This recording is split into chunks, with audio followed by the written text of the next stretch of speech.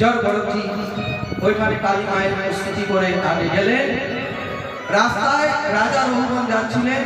রাজা রঘুগণের পালকির মধ্যে কোনো লোক ছিল না, একজন আর কাহার চলে গিয়েছিল। তখন রাজা বলল, চট করে কাউকে ধরে নিয়ে আসো। তখন পালকিওয়ালা ওই জড় ভরতকে ধরে নিয়ে এলো আর ওকে পালকির মধ্যে লাগালো। যখন পালকিটা নিয়ে যেতে লাগলো তো তালে তাল মিশিয়ে চলছিল না। রাজা রঘুগণের মাথাটা পালকির ছাদে লেগে যাচ্ছে। রাজা রঘুগণ বললে, কি রকম চালাচ্ছ, ভালো করে চালাও। আরে দেখে চালাতে পারছো না? তার তিনজনা বললো, আমরা তো ঠিকই চালাচ্ছি, কিন্তু এই যে নতুন নতুন এখন এসে এ ঠিক মতো তালে তাল মিলিয়ে চলছে না। একটু মুখ বার করে দেখলো যে আজ ভালোই হাট্টা কাট্টা, একদম স্বাস্থ্য ভালোই আছে। সে বললো, হ্যাঁ হ্যাঁ, তুমি রাজাকে কেন কাঁধে তুলবে? আরে তুমি তো নিজেকে মহারাজা ভাবছো। আরে তুমি কাঁধে কাউকে তুলতে যাবে কেন? তুমি তো একদম শুকিয়ে পাতলা কাটা হয়ে গেছো। আরে তুমি তো একদম খাও না মানে অনেক দিন থেকে। একরকম উপলম্ব দিতে লাগলো। যখন এই গালি খরচ এর উপরে এলো তখন রাজা রঘুগণের প্রতি একটা দয়া ভাব জড় ভরতের মধ্যে এলো। কি দেখো, এই কপিল মুনিতে আশ্রমে সৎসঙ্গ করতে যাচ্ছে, কিন্তু মুখের ভাষা ঠিক নাই। আর কত অজ্ঞানী! আমি সাধু পুরুষ হয়ে একটা অজ্ঞানীকে কি করে চোখের সামনে কুমোতে করতে দেখবো? সেজন্য একে জ্ঞান দেয়া একটু উচিত। সে বললো, রাজন, কে এখানে মোটা, কে পতলা, কে উঁচু, কে নিচু, কে বড়, কে ছোট? এখানে তো আত্মরূপে সবাই সমান। এমনি কি আত্মরূপে কেউ স্ত্রী আর পুরুষ নয়? রাজা রঘুগণ ভাবলো, আরে এত রাজা রঘুগণ ভাবলো, এই রকম আত্মকল্যাণের কথা তো কোনো সাধু পুরুষই বলতে পারে। সে বললো, পালকি রাখো। তার চরণে গেল, বললো, তুমি যে এখন বললে কি কেউ বড় নয়, কেউ ছোট নয়, তো শরীরকে কষ্ট পেলে তো আত্মাকেও কষ্ট পাওয়া যায়, আত্মাও মানে কষ্ট পায়। তাহলে শরীর কষ্ট পেলে আত্মা কষ্ট যদি পায়, তো শরীর আর আত্মা আলাদা কি করে হলো? এটা একটু বুঝতে চায়। তখন জড় ভরতজি খুব ভালো করে বোঝালেন যে, রাজন, শরীর আলাদা জিনিস, আত্মা আলাদা জিনিস। তুমি যে এখন বললে কি জল মানে আগুনের উপরে বাসন রাখলে বাসন গরম হয়, বাসনে জল দিলে জল গরম হয়, জলের মধ্যে যদি তুমি অন্ন দাও তো অন্ন গরম হয়ে সিদ্ধ হয়। এরকম একে পরস্পর প্রভাবটা ফেলে, কিন্তু শরীরের উপরে তাপ আসলে আত্মার উপরে আসে না। কেন? শরীর হচ্ছে জড় আর আত্মা হচ্ছে চেতন।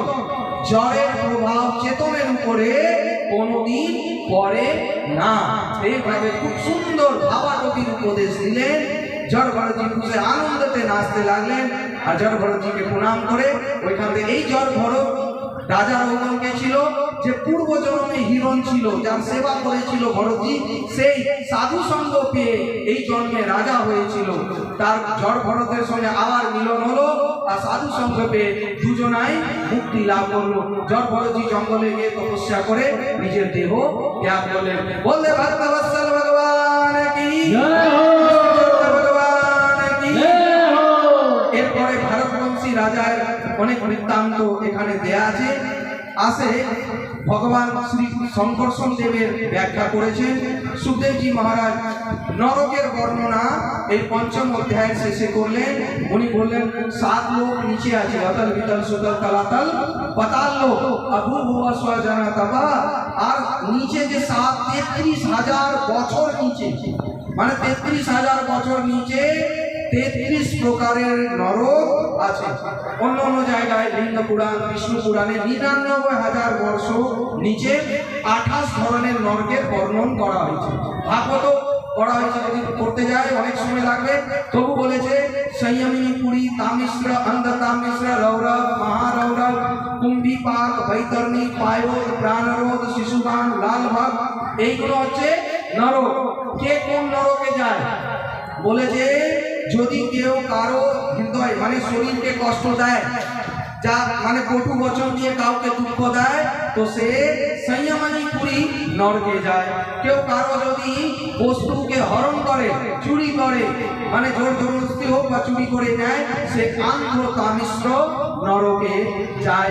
যদি কেউ অতিথি সৎকার ভালো করে না করে তো সে রৌরব নরকে যায়। যে অন্যজনার পশু পাখি হিংসা করে, অন্য জীবের হিংসা করে, সে কুম্ভীপাক নরকে যায়। এরকম বৈতরণী পয়ঃ সব নরকের বর্ণনা করলো। পরীক্ষিতজি মহারাজ কেঁপে গেল। কি সুখদেবজি মহারাজ, গুরুদেব, এটা মানব শরীর, কোনো না কোনো ভুল তো হয়ে যায়, আর যদি ভুল হয়ে যায় তার পশ্চাতাপ করার কিছু উপায় আছে কিনা, না সোজা নরকেই যেতে হবে। তখন গুরুদেব বোঝালেন সুখদেবজি মহারাজ পরীক্ষিতকে, দেখো পরীক্ষিত, পাপ যদি হয়ে যায় তো সঙ্গে সঙ্গে পশ্চাতাপ করে নাও, তাহলে তো বাঁচতে পারবে। যেমনি জামা যদি সঙ্গে সঙ্গে নোংরা হয়ে যায় তাকে সাবান দিয়ে পরিষ্কার করো, আর যদি সঙ্গে সঙ্গে পরিষ্কার করবে না, পরে যদি তাকে পরিষ্কার করতে যাবে তাহলে ভালো করে পরিষ্কার হবেও না।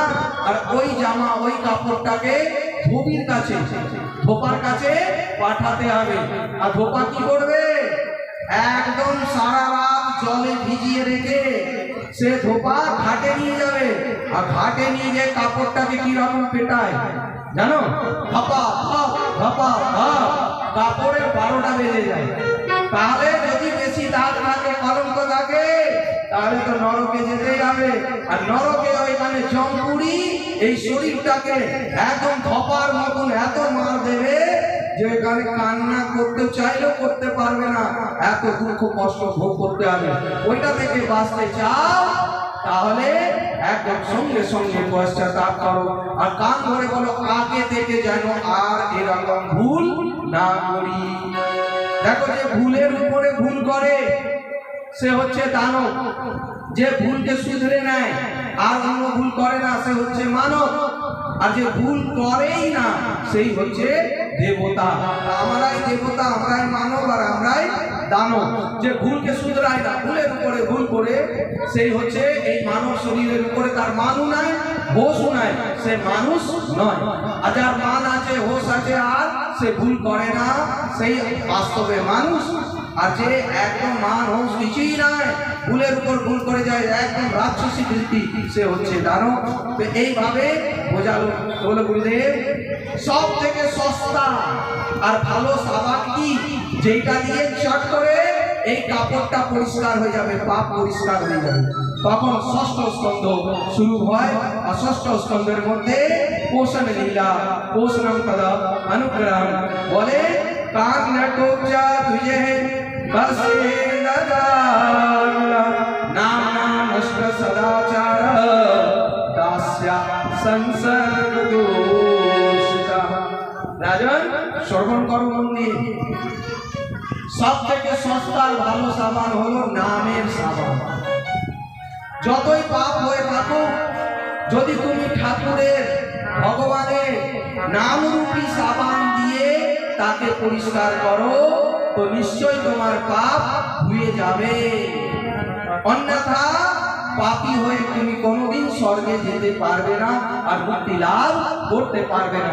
নাম জপ করো, নামের সাবান দিয়ে নিজের অন্তঃকরণকে পরিষ্কার করো।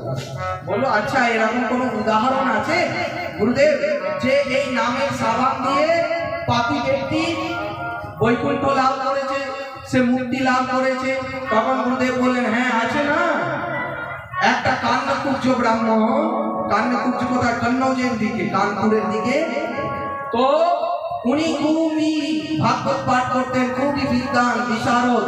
কিন্তু একদিন কি হলো কি, নামনা নষ্ট সদাচার দাস্যা সংসর্গ দূষিতা, একটা দাসীর সংসর্গে এসে সে নিজের আচার বিচার যত চরিত্র ছিল সব নষ্ট করে ফেললো। হলো কি, একদিন পুজো করতে যাচ্ছিল, সে একটা শূদ্রকে, পতিতকে এইরকম অবশ্যই গমন করতে দেখলো, তার মন বিচলিত হয়ে গেল। আর বিচলিত হয়ে তাকে যত টাকা পয়সা ছিল নিজের সুন্দর স্ত্রীকে ছেড়ে সে তাকে টাকা পয়সা দিয়ে অন্য জায়গায় ঘর করতে লাগলো। আর পুজো পাঠ থেকে বিরক্ত হয়ে গেল। এবারে টাকা আসবে কোথায় থেকে, চুরি ডাকাতি সব করতে লাগলো। কেন? ভগবানকে ছেড়ে সে মায়াকে ধরলো। সেই জন্য না, এই চোখ থেকে আগে প্রবেশ করে পাপ, কান থেকে প্রবেশ করে পাপ, তবেই মুখ থেকে পাপ হয়।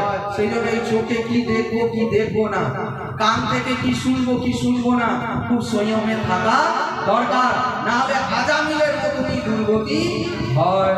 আজামিল এত চুরি করতে লাগলো, তার নামে গ্রামে কেউ চাঁদা দিত না, সব দরজা বন্ধ করে নিত। কেন? সে একটা কুসঙ্গ দেখলো, আর কুসঙ্গের প্রভাবে তার জীবনটা নষ্ট হয়ে গেল।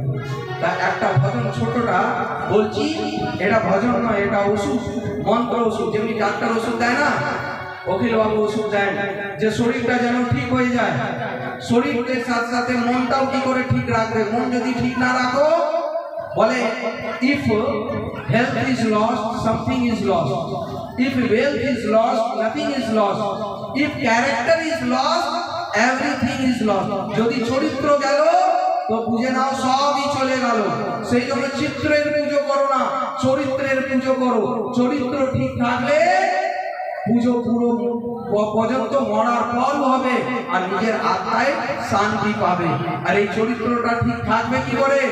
এই নাম রূপী যে অমৃত, এই যে হরিনাম রূপী অমৃত, সেটা যত পান করবে তত চরিত্র ভালোর দিকে যাবে। আর না হলে মুখে রাম আর বগল মে ছুরি, এটা দিয়ে চরিত্র ঠিক হয় না। সেই জন্য সাধু সন্ত কি বলে, পিলো না हरि ओम का प्याला, पी लो हरि ओम का प्याला, पी लो ना हरि ओम का प्याला, पी लो ना हरि ओम का प्याला, पी लो ना हरि ओम का प्याला, पी लो ना हरि ओम का प्याला, सारे रोग मिट जाएंगे, सारे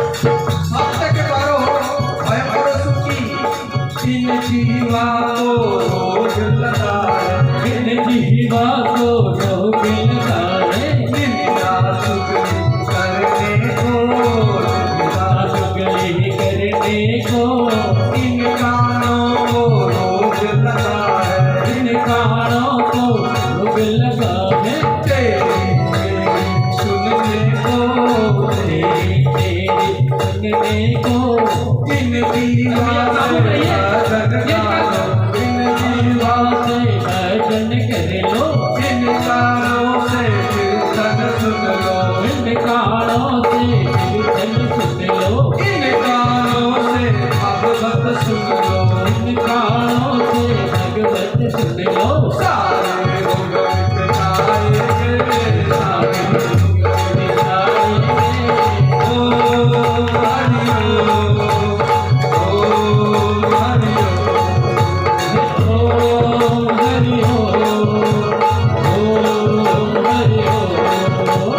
पीलो ना हरि ओम का प्याला, पीलो ना हरि ओम का प्याला, पीलो ना हरि ओम का प्याला, पीलो ना हरि ओम का प्याला। सारे रोग मिट जाएंगे, सारे रोग मिट जाएंगे, सारे रोग मिट जाएंगे। सारे रोग मिट जाएंगे। ओम हरि ओम, ओम हरि ओम, ओम हरि ओम, ओम हरि ओम, ओम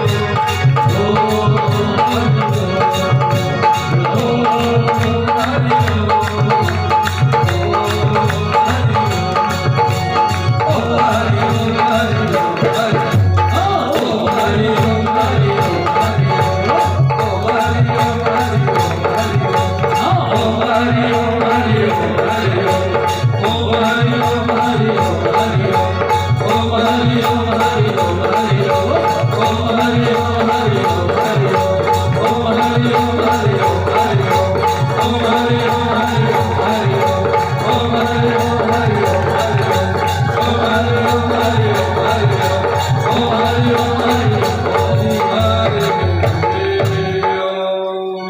जय जय श्री राधे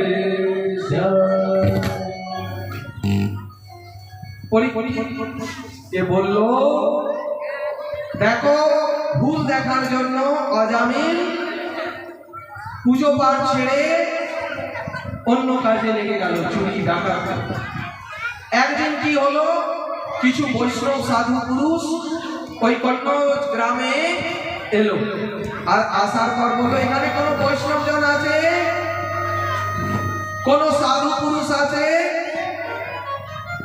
আরে যার বাড়িতে আমরা অন্ন সেবা করতে পারি।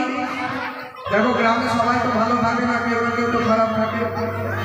ওরা তুলির মধ্যে সবাই মিলে এসেছিল, যখন এলো তাই বলে হ্যাঁ একজনের বাড়ি আছে মহারাজ, আপনারা চলে যান ওই সব থেকে কোণে একজনা যে বাড়ি আছে ওই বাড়িটা বৈষ্ণব বাড়ি, ওইখানে চলে যান, আর চলে গিয়ে আপনি খুব সেবা পাবেন।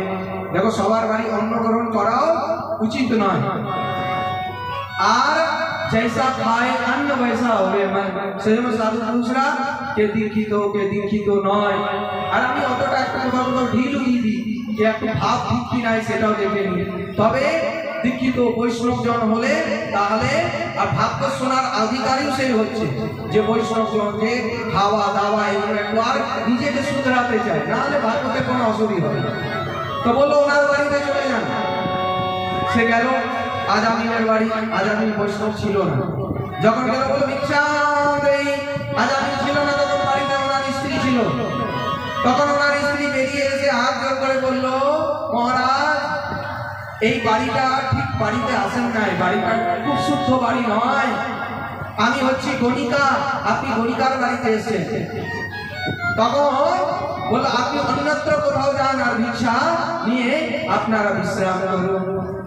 তখন যে ওই মহন্ত ছিল মানে আচার্য, উনি বললেন না না তোমার বাড়ি থেকে আমি ভিক্ষা নেব, আর আমি ওই অসত্য গাছ আছে ওই গাছতলায় গিয়ে রান্না করবো, ভোগ প্রসাদ ঠাকুরজিকে খাইয়ে তারপরে খাবো, কিন্তু অন্য তোমার বাড়িতেই নেব। আর্ধেক জনা বললো হ্যাঁ এই যখন বলছে বাড়িটা বৈষ্ণবের নয়, তাহলে বৈষ্ণবের বাড়ি থেকে অন্ন গ্রহণ করা কি উচিত হবে? না না না, এই বাড়ি থেকে অন্ন নেওয়া যাবে না। তখন মহারাজ বললেন আরে খারাপকে ভালোকে তো সবাই শুধরাতে পারে, যদি খারাপকে আমি আপন যদি না করতে পারি, না শুধরাতে পারি, তাহলে আমার মহারাজ হবার মানেটা কি?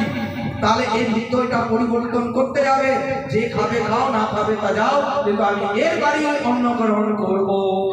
এবারে যখন মহারাজ যে মহন্ত যে হেড বলে দিল তো অন্য যারা যাবে কোথায়?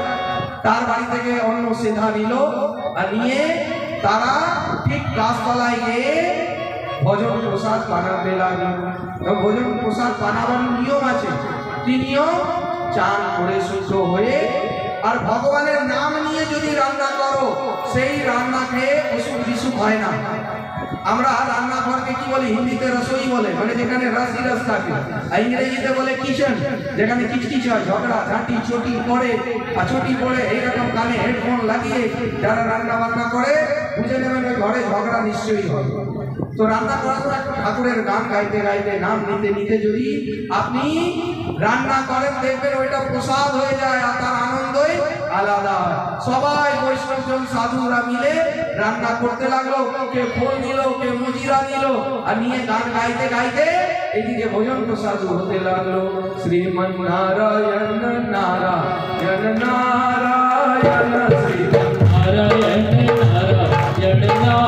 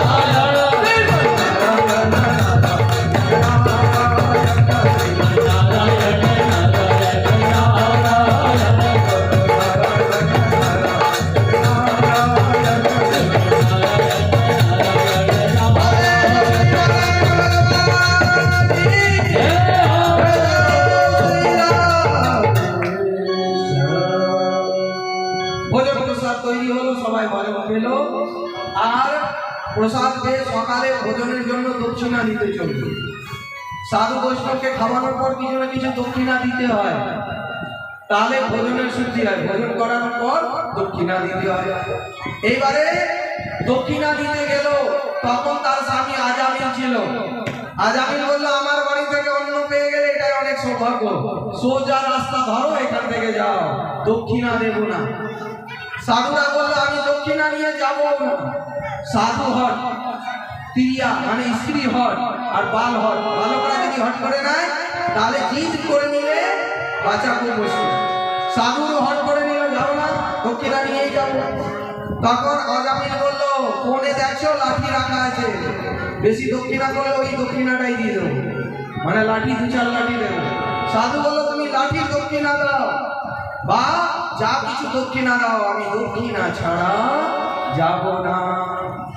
তখন তার স্ত্রী স্বামীর পায়ে পড়লে বলল, আরে দক্ষিণাটা কি চাইছে আগে শুনে তো নাও, টাকা পয়সা চাইলে দেবে না বা আরো কিছু তো বলতে পারে। তখন বলে, মহারাজ দক্ষিণায় কি দেবো? তখন মহারাজ বলে, আমি জানি তুমি টাকা দেবে না, পয়সা দেবে না, তা সেটার জন্য তোমার কাছে এসেছি, টাকা পয়সা চাই না, তুমি শুধু তুমি গর্ভবতী আছো, তোমার অন্ন গ্রহণ করেছি, আমার একটা কথা রেখে নিও, সেটাই আমার দক্ষিণা হবে। তোমার যখন ছেলে হবে ওই ছেলের নাম ভগবানের নামে রাখবে, আমার ইষ্ট হচ্ছে নারায়ণ, তোর নাম যেন তুমি নারায়ণ রাখো। বলে, হ্যাঁ বাবা, হ্যাঁ বাবা, এইটুকু রাখতে আমার ক্ষতি নাই, আর এই কথাটা আমি রাখবো। তখন মহারাজরা চলে গেলেন, তার পুত্র হলো, পুত্রর নাম নারায়ণ রাখলো। অজামিল খেতে শুতে উঠতে বসতে সবসময়, নারায়ণ কোথায় গেলে, নারায়ণ কোন দিকে, নারায়ণ এই দিকে আসো, নারায়ণ নারায়ণ পুত্র নাম নিয়ে বলতে লাগলো। আজকাল না হয় আমরা টিভি সিরিয়াল দেখে রিন্টু, চিন্টু, পিন্টু, সিন্টু, ইনা, মিনা, ডিকা, ডাই, জমা, ডিকা, না জানে কি কি রাখছি, আবার আগে ঠাকুরের নামে রাখা হতো। তখন কি নাম রাখলো, নারায়ণ, আর নারায়ণ নাম নিতে থাকলো। একদিন অজামিল সরস্বতী যায় ঘুমিয়ে আছে, মানে একদম বিছানা আর বুড়ো বয়সে। তখন কালো কালো জমদূত আসলো, বলো চলো এবারে তোমার সময় পুরো হলো। জমদূতকে দেখে একদম ঘাবড়ে গেল আজামিল। আজামিল ঘাবড়ে নিজের ছেলেকে ডাকলো, আজামিল, আজামিল কোথায় আছিস, আয় আজামিল, তাড়াতাড়ি আয়। এবার মুখ থেকে কথা বেরোচ্ছে না, ও কিন্তু ডাক দিচ্ছে, যেমনি স্বপ্নের মধ্যে আমি কথা বলি, কিন্তু কথাটা বেরোয় না। ওই রকম চেঁচাচ্ছে, ভয় কাঁপছে, থরথর করে। তখন বলছে, নারায়ণ বাঁচা, নারায়ণ তাড়াতাড়ি আসো। তখন কি হলো, বিষ্ণুর দূত চলে এলো। বিষ্ণুর দূত জমদূতকে বলে, ছাড়ো একে, একে তুমি নিয়ে যাবে না। বলে, আরে পাপাচারী, দুরাচারী, অত্যাচারী, এর নরকেও জায়গা পাবে কিনা কে জানে, নরকে নিয়ে যাবো, যমরাজ পাঠিয়েছে। বলো, তুমি দেখলে না, এখন শুনলে না, সে এখন বিষ্ণুকে ডাকলো, নারায়ণ বাঁচাও। বলে, ওই নারায়ণকে ডাকছে না, এই নিজের ছেলে নারায়ণকে ডাকছে। বললো, যাই হোক, ভগবানের নাম তো নিয়েছে। আরে মাঠে বীজটা উল্টো পোতো বা টেড়া বেঁকা যেভাবে পোতো, কিন্তু ওইটা থেকে গাছ হয় কি হয় না? আগুনে তুমি জেনে হাত দাও বা অজানে হাত দাও, অনজানে, আগুন হাত পোড়াবে কি পোড়াবে না? পোড়াবে। তুমি বিষ জেনে খাও বা অনজানে খাও, না বুঝে খাও, তো বিষ খেলে মরবে কি মরবে না? ওই রকমই বললো, ঠাকুরের নাম কেউ জেনে নিক বা অজান্তে নিক, ঠাকুরের নাম কল্যাণ করবেই করবে। এই যে নয়াপিন্ডে গ্রামে তো নারায়ণ নারায়ণ রাধে রাধে হচ্ছে, মাইক দিয়ে যারা শুনছে, কি এটা দিয়ে কল্যাণ হবে না? আরে কানে তো ভগবানের নাম যাচ্ছেই যেভাবে হোক। গৌর বিদায়, হরি হরি বল, প্রেমানন্দ গৌর বিদায়, হরি হরি। তো নিশ্চয় কল্যাণ হবে, জেনে ভগবানের নাম নাও বা অনজানে। বিষ্ণুদূত বললো, তুমি যাও এখান থেকে, মেরে তাড়ালো। যমদূত যমরাজের কাছে এলো মার্গে, বলে, হ্যাঁ রে, তোরা চলে এলি, কি ব্যাপার? বললো, মহারাজ এই জায়গায় গেলেন কি, আমার বিষ্ণুদূত খুব মারলো। কি হলো? বললো, সে নারায়ণ নাম নিল, নারায়ণ নামের জন্য আমাকে মার খেতে হলো, আর আমি তোমার কথাতে যাব না। বলে, আরে যাস, কিন্তু 4 জায়গা যাস না। কোথায়? 4 জায়গায় বললো, যেখানে সৎসঙ্গ, ভজন, কীর্তন, ভাগবত পাঠ হয় ওইখানে যাস না। যেখানে কেউ ধ্যানে পুজোতে বসে আছে ওইখানে যাস না। এইরকম করে যারা এইরকম সৎকর্মে আছে, যোগ্য হয়, সেখানে যাস না। জমদূত সেখানে আসে না। একদম নিশ্চিত 7 দিনের ভিতরে যদি রাধা মন্ডলে কারো হার্ট অ্যাটাক চলে আসে, যমরাজ এখানে আসবে না। সেজন্য কালকেও বলেছিলাম, ঘুমোতে হলে বালিশ নিয়ে এখানেই ঘুমোবে, বাড়ি থেকে এখানেই হবে। কেন বললো? যমরাজকে যমদূত বললো, আচ্ছা প্যান্ডেলে যাব না, কিন্তু পাপী ব্যক্তি যদি ওইখানে যেতে, যদি সে ভাগবত পাঠ না শুনে, আর সে একদম চোখ বন্ধ করে ধ্যানমগ্ন হয়ে সে যদি নিদ্রা অবস্থা রাস্তায় চলে যায়, তাহলে কি করব? মানে ঘুমোতে ঘুমোতে যদি ঘুমিয়ে যায় ভাগবত পাঠে, তাহলে তাকে ধরে আনবো কি আনবো না? যে জেগে থাকবে, চোখ খোলা থাকবে, তার জন্য কোনো ব্যাপার না, তাকে আনবো না। কিন্তু যে ঘুমিয়ে থাকবে তাকে কি করবো? তখন যমদূত বললো,